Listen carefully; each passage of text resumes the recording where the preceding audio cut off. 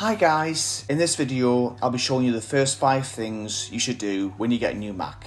So let's get started.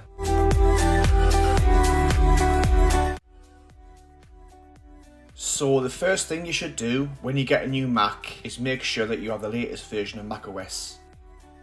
Apple releases software improvements and security updates for your Mac every now and then, so making sure you have the latest version is very important. To find this out, go into System Preferences and select Software Update. If you already have the latest version installed, it will tell you. The second thing you should do is make sure you're logged into iCloud. There's a good chance that you already own an iOS device or two. So just like iOS, your Mac wants your Apple ID and password. You can set it up when you first turn your Mac on, or you can do this in System Preferences. By logging into your iCloud, your Drive, Photos, Contacts, Calendars and more will sync. You have the option to select or deselect the things you want your Mac to sync. If you have a MacBook, I would strongly suggest turning Find My on, as this will track the location of your Mac if it becomes lost or stolen. The third thing you should do is set up Time Machine. Time Machine backs up your Mac throughout the day. So if you've accidentally deleted a file, you can get it back.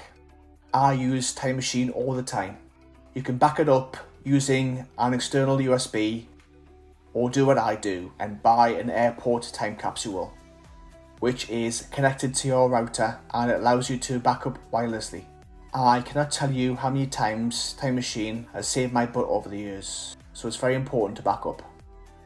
The fourth thing you should do is customize your dock. The dock is a row of icons that sit at the bottom of your desktop. When you use a new Mac, it's filled with Apple's built-in apps like Safari, Mail, etc. You can tailor the dock to show only the apps you care about or use the most. You can also resize or move the dock if you want to. The fifth and final thing you should do is customize your mouse or trackpad. Typically with new Macs, they tend to have the tracking speed too slow. So to change this, you will need to go into System Preferences and select either the trackpad or mouse.